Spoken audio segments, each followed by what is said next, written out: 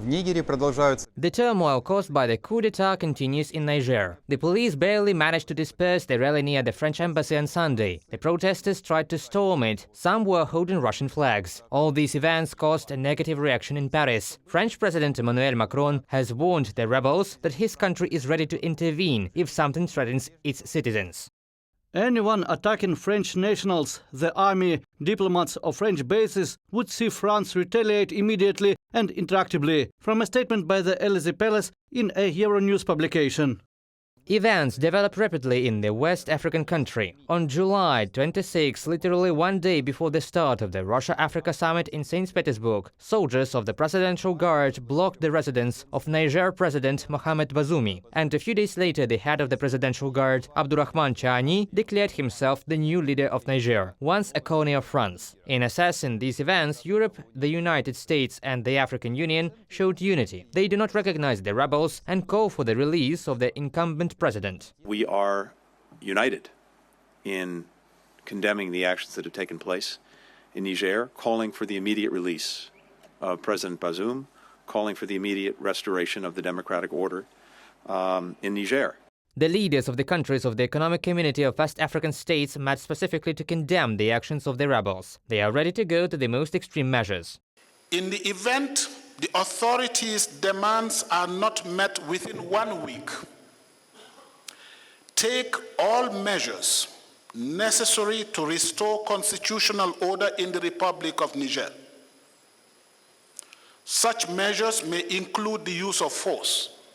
The countries of the European Union and the United States warn the possible termination of economic cooperation programs if the rule of law is not restored. Mercenaries of the Russian military company Wagner have been present in the neighboring republics of Mali, as well as in Burkina Faso for several years. There they support local governments. Officially, the Kremlin expresses its concern about the events in Niger and calls on all parties to show restraint. But a voice message published on social networks, in which a man with a voice similar to the leader of the Wagner mercenaries, Evgeny Prigozhin, approves of the coup d'etat in Niger and calls it gaining real independence. However, the United States does not yet have information about the participation of Russian militants in the coup. Well, until now, we have not seen incredible indications of Russian or Wagner involvement, but to the U.S. citizens who are in the country, we again continue to tell them to be mindful, to be careful, and as I just stated, we did put out an alert yesterday.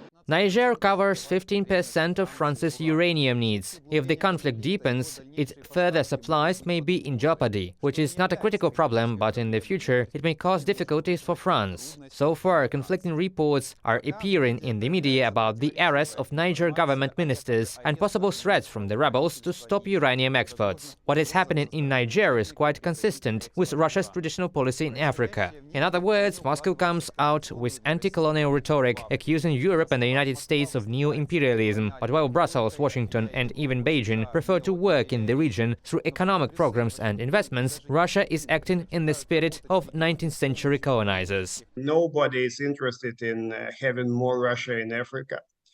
The history of Russian presence in Africa, it's about Wagner, it's about covert operations, it's about black schemes, it's about diamonds, it's about weapons. It's about business supported by Russian special services. It's not exactly a kind of good story. And these are the opinions of not only Ukrainian experts. Not so long ago in January, UN experts called for an independent investigation into possible international crimes committed by government forces and the Wagner Group in Mali. We are talking about the executions of several hundred people. Reported by Vitaly Sizov, Ruslan Kuzhov from Brussels for UATV News.